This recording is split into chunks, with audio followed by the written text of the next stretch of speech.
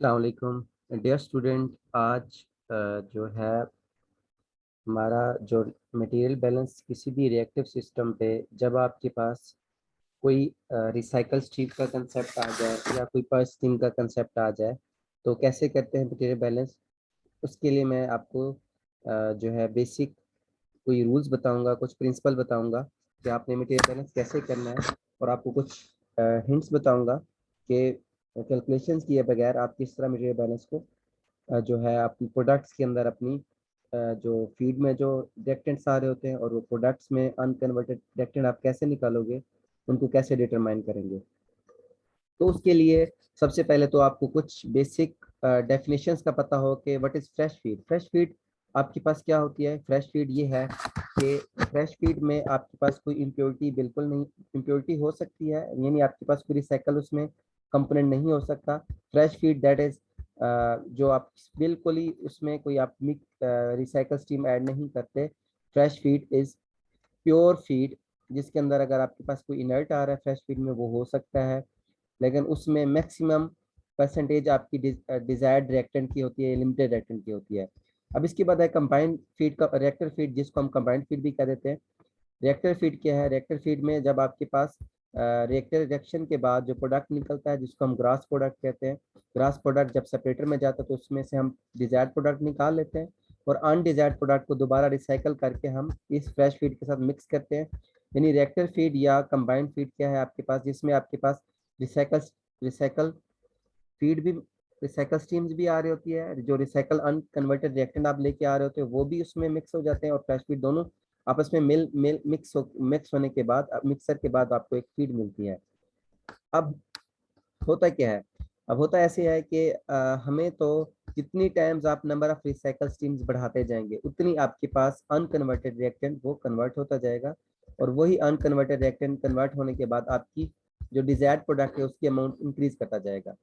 ये तो है एक रिसाइकल का कंसेप्ट। रिसाइकल आपके पास जितनी नंबर ऑफ रिसाइकल्स आप इंक्रीज करोगे उतना आपके पास डिजायर्ड प्रोडक्ट की अमाउंट इंक्रीज होती जाएगी, उतना ही आपके पास अनकन्वर्टेड रिएक्टेंट बढ़ता जाएगा।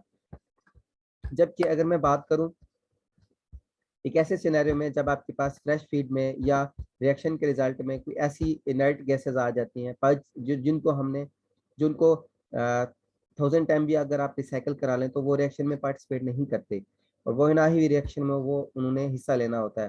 तो उनको उनके लिए बेस्ट यही होता है कि आप सिस्टम से ही उनको बाहर पाँच कर लें, सिस्टम से बाहर निकाल लें, ताकि वो एटमोसफेयर में रिमूव हो जाए, एटमोसफेयर में चली जाए। तो ये हमारे पास एक जो है स्प्लिटर पॉइंट होता है, स्प्लिट कर लेते हैं हम अपने फीड को। अब जो बेसिक डिफरेंस है स्प्लिटर में और मिक्सर में वो ये है कि मिक्सर में दो स्ट्रीम्स आती हैं, दो इनपुट स्ट्रीम्स होती हैं और एक आउटपुट स्ट्रीम्स आती है विद डिफरेंट कंपोजिशन। यानी आपके पास दो इनपुट स्ट्रीम्स की कंपोजिशन जो है वो जो वो डिफरेंट है, ठीक है। वो मिक्स होने के बाद आपको एक सेम कंपोजिशन की प्रोडक्ट दे देंगी। जबकि स्प्लिटर जो है, स्प्लिटर क्या करता है? स्प्लिटर में आपके पास एक इनपुट स्ट्रीम होती है, वो दोनों एक इनपुट स्ट्रीम को दो आउटपुट स्ट्रीम में स्प्लिट कर देता है या डिवाइड कर देता है, और दोनों जो आउटपुट स्ट्रीम्स हैं उनकी कंपोजिशन क्या रहेगी? वो सेम रहेगी। यानी अगर उसमें तीन कंपोनेंट्स हैं तो इसमें फर्स्ट स्ट्रीम में भी तीन कंपोनेंट्स होंगे, इसमें उनकी जो भी कंपोजिशन होगी तो यहाँ पे भी वही कंपोजिशन है। दोनों रिसाइकल और फ्रेश स्ट्रीम स्प्लिटर के बाद जो प्रोडक्ट दो स्ट्रीम्स निकल रही हैं उनकी वही कंपोजिशन होगी जो सेपरेटर के बाद जो आपके पास स्ट्रीम आ रही होगी। तो आप फर्स्ट स्टीम का कंसेप्ट क्लियर हो गया। फर्स्ट स्टीम क्या है कि ऐसी अनडिजायर्ड गैसेस या इनर्ट मटेरियल आ जाते हैं आपके सिस्टम में जिनको आप नंबर ऑफ टाइम्स 1000 टाइम भी रिसाइकल करा लें तो उन्होंने रिएक्शन में पार्टिसिपेट नहीं करना होता और ना ही आपके पास कोई प्रोडक्ट बनाना होता है। तो उससे बेस्ट है कि हम फर्स्ट टाइम में ही जैसे हमें आइडेंटिफिकेशन हो जाए, रिकॉग्निशन हो जाए कि ये that is our first team, तो उसको आप सिस्टम से बाहर आउट कर लें, सिस्टम से बाहर निकाल लें। अभी नेक्स्ट क्वेश्चन में आपको इसकी प्रैक्टिकल एग्जाम्पल करवाता हूँ। अब इस क्वेश्चन को जब भी आपने रिएक्टिव सिस्टम के ऊपर मटेरियल बैलेंस करना है तो उसको करने की कुछ रूल्स हैं, कुछ टेक्निक्स हैं। सबसे पहला तो ये है कि मैं आपको बताता हूँ कि आपने एक डायग्राम लेबल करनी है, डायग्राम बनानी है। जो भी आप इंफॉर्मेशन रीड करते जाए, अगर आपको क्वेश्चन को दो दफ़े भी पढ़ना पड़ता है, अगर आपको समझ नहीं आता तो आप 3 दफ़ा पढ़ लें। सबसे पहले आप एक ब्लॉक फ्लो डायग्राम बनाए, उसमें जो है इनपुट स्ट्रीम्स, इसको क्वेश्चन को रीड करने के बाद उसमें इंफॉर्मेशन मेंशन करते जाए। तो प्रोपेन, आपको पता हो कि प्रोपेन क्या है? प्रोपेन इज डीहाइड्रोजनेटेड अगर मैं इस फर्स्ट लाइन की बात करूं तो प्रोपेन को हमने डीहाइड्रोजनेट किया, हाइड्रोजन उसमें से रिमूव किया है, हमने प्रोपाइलीन बनाना है। यानी हमारे पास जो रिएक्टेंट है दैट इज प्रोपेन, उसकी डीहाइड्रोजनेशन हुई तो हाइड्रोजन उसमें से रिमूव किया और हमने प्रोपाइलीन बनाया। यानी आपके पास रिएक्टेंट में प्रोपेन है और प्रोडक्ट में आपके पास प्रोपाइलीन है और हाइड्रोजन जा रहा है। इन कैटालिक रिएक्टर, और कैटालिटिक रिएक्टर है तो उसमें कोई कैटलिस्ट यूज करेंगे। और रिएक्टर में होता क्या है, रिएक्टर आपके पास जो रिएक्टेंट है उनको प्रोडक्ट बनाएगा, लेकिन उसमें मैक्सिमम कन्वर्जन आपकी लिमिटेड रिएक्टेंट की होगी। अब लिमिटेड रिएक्टेंट क्या होता है, लिमिटेड रिएक्टेंट ऐसा रिएक्टेंट होता है जो आपके पास अर्ली कंज्यूम हो जाता है, वो यूज अप हो जाता है। अब हमने इसको मैं रीड करता हूँ, साथ साथ इसको लेबल भी करता हूँ, आपको भी बताता हूँ कैसे आपने लेबल करना है। एक मिनट में पॉइंटर को ऑन कर लेता हूँ। अब होगा क्या, अगर मैं इसको ब्लॉक फ्लो डायग्राम में मेंशन कर दूं कि दैट इज माय रिएक्टर, मेरे पास रिएक्टर है, उसके बाद ऑफ कोर्स रिएक्टर के बाद जो भी प्रोडक्ट निकलेगा उसको हम सेपरेटर में लेके जाएंगे। ये सेपरेटर है। अब आगे देखते हैं, यहाँ पे प्रोडक्ट तो होगा ये आपके पास प्रोडक्ट बन जाएगा। अब इस रिएक्टर में कोई फ्रेश फीड आ रही होगी आपकी, उसको मैं एफ का नाम दे देता हूँ। एफ मेरे पास that is my fresh feed और फ्रेश फीड। अब देखते हैं कि इसमें रिसाइकल स्ट्रीम का कंसेप्ट है कि नहीं। The process is to be design for 95% overall conversion. यानी आपके पास जो प्रोसेस है उसमें जो प्रोपेन की कन्वर्जन है दैट इज 95%। यानी रिएक्टर में एक्स जो ओवरऑल है दैट इज 0.95 फ्रैक्शन में अगर मैं बात करूँ। अब इस क्वेश्चन से, इस स्टेटमेंट से मुझे ये भी थोड़ा आइडिया हो गया कि अगर 95% कन्वर्जन है प्रोपेन की तो 5% वो अनकन्वर्टेड जाएगा। यानी अगर मैं प्रोडक्ट में बात करूं तो प्रोपेन जो है वो 5% अनकन्वर्टेड प्रोडक्ट में चला जाएगा। 95% कन्वर्ट हो रहा है तो मेरे पास प्रोडक्ट जो बनेगा तो प्रोडक्ट के मोल्स जो है वो डिजायर्ड प्रोडक्ट के वो भी 95 मोल्स हो जाएंगे अगर मैं 100 मोल्स बेसिस लूँ। तो इस सिनेरियो में मैं बेसिस हम ले लेते हैं, इसमें बेसिस दैट इज आवर जो है 100 moles fresh feed, 100 moles F,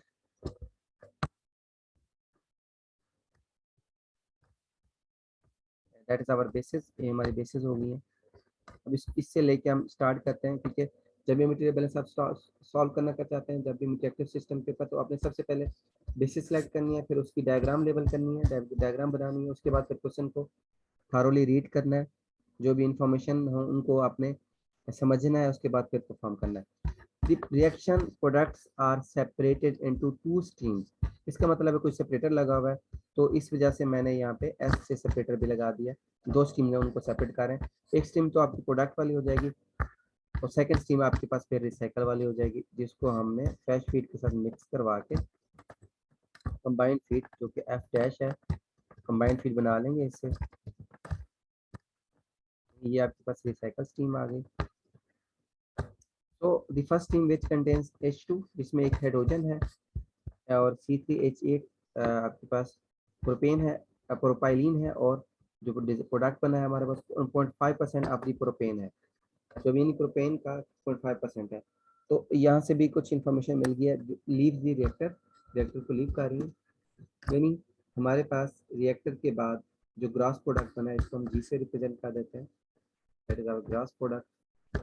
उस ग्रास प्रोडक्ट में हाइड्रोजन लीव कर रहा है, डिहाइड्रोजनेशन हुई है तो हाइड्रोजन जाएगा, और आपके पास जो है प्रोपाइलिन जो कि 95% रिएक्टेंट प्रोपेन की कन्वर्जन हुई है तो 95 मोल प्रोपाइलिन के बनेंगे, और साथ ही अनकन्वर्टेड जो प्रोपेन जाएगा दैट इज 5%, 0.5 मोल परसेंट जो प्रोपेन भी जा रहा है। Is taken off as a product, उसको हमने एज अ प्रोडक्ट हमने ले लिया रिएक्टर के बाद। द सेकंड आप फर्स्ट टीम का तो उसने बता दिया, फर्स्ट टीम ये second team which contains the balance of the unconverted propane and 5% of the propylene in the first team, it is recycle to the reactor. यानी हमारे पास एक स्टीम तो ये जो है रिएक्टर को जो लीव कर रही है, एक स्टीम तो ये प्रोडक्ट वाली हो गई है, इसमें आपके पास तीन कंपोनेंट आ रहे हैं। एक तो C3H8 that is our propylene,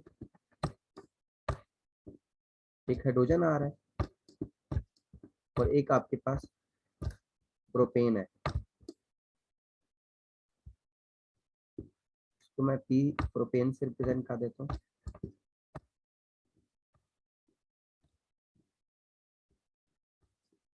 है, 3 कंपोनेंट आ रहा है। तो जो सेकंड स्ट्रीम है उसमें उसमें भी हमारे पास परसेंटेज बता दी है प्रोपेन की, जो अनकन्वर्टेड अमाउंट जा रही है प्रोपेन, यानी इसमें भी प्रोपेन आ रही है, हाइड्रोजन आ रही है, और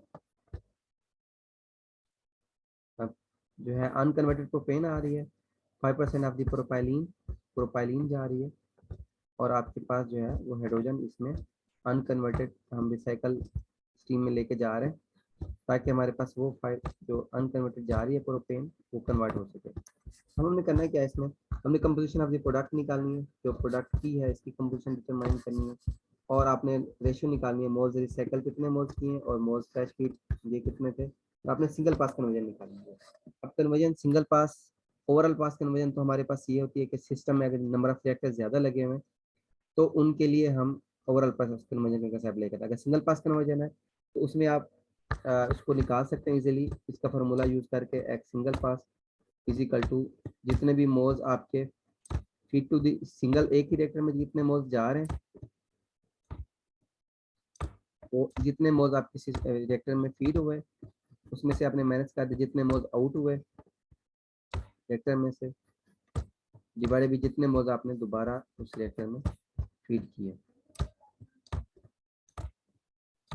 तो ये भी हमें पता चल जाएंगे, मोल्स आउट भी पता चल गए हैं और फीड दोबारा पता चलेंगे, तो यहाँ से हम कन्वर्जन ओवरऑल निकालेंगे। अभी नेक्स्ट स्टेप है, नेक्स्ट स्लाइड में मैं आपको बताऊंगा कि फिर हम सबसे पहले कौन सा मटेरियल बैलेंस परफॉर्म करना शुरू करें, यानी हमने सबसे पहले प्रेफर करना है ओवरऑल मटेरियल बैलेंस करना, तो क्योंकि ओवरऑल जो है बैलेंस लगाना हमारे लिए बहुत फिजिबल है और ईजी है।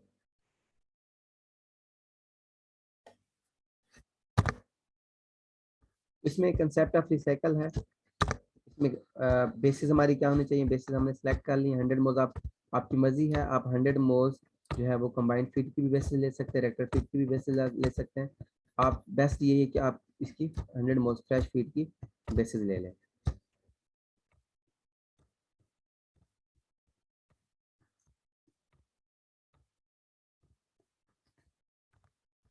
आप इसके बाद आपको रिएक्शन का पता होना चाहिए कि रिएक्शन क्या है। अगर मैं रिएक्शन की सिंगल पास कन्वर्जन क्या होता है, जब आपके पास एक रिएक्टर होता है, और ओवरऑल पास कन्वर्जन क्या है, जब आपके पास एक से ज़्यादा रिएक्टर्स लगे होते हैं।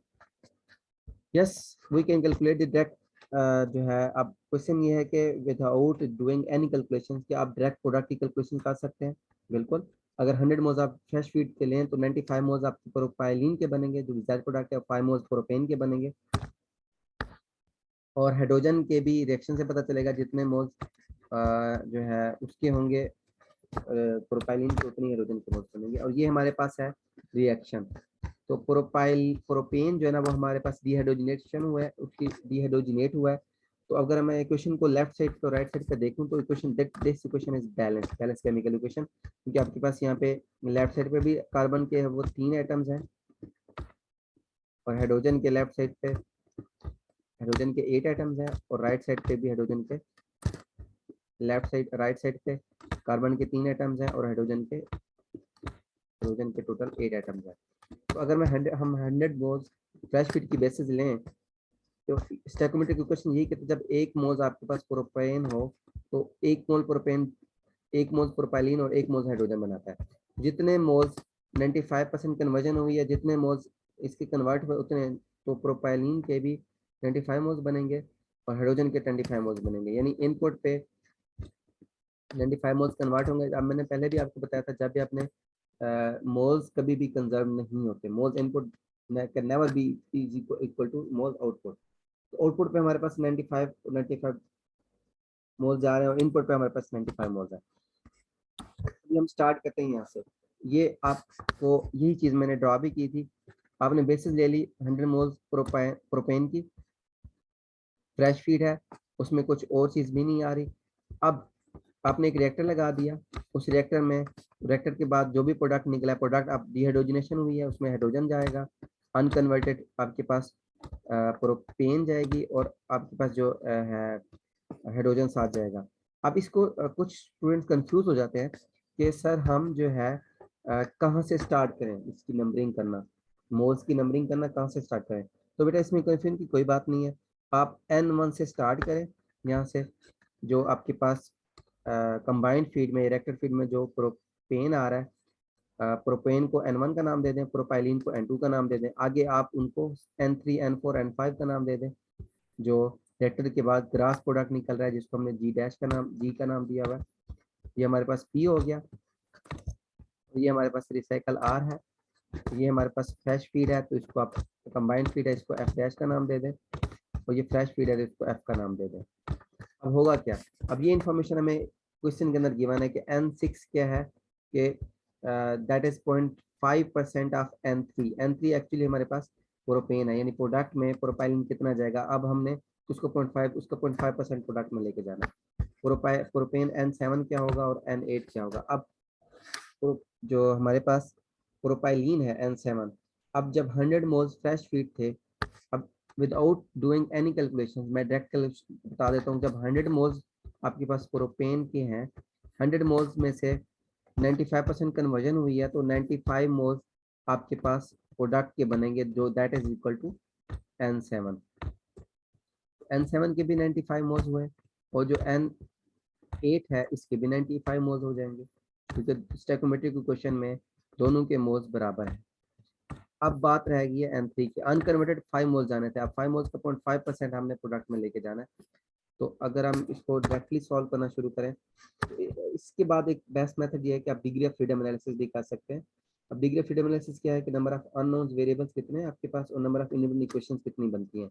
आप सबसे पहले चेक करोगे, जब आप जहाँ जिस पॉइंट पे आपके पास 0 डिग्री ऑफ फ्रीडम आएगा, स्पेसिफाइड सिस्टम हो जाएगा, तो उसको आप सॉल्व करना आपके लिए बहुत ईजी रहेगा। तो ये नेक्स्ट लेक्चर में मैं आपको बताऊंगा कि किस तरह आपने सॉल्व करना है। Thank you.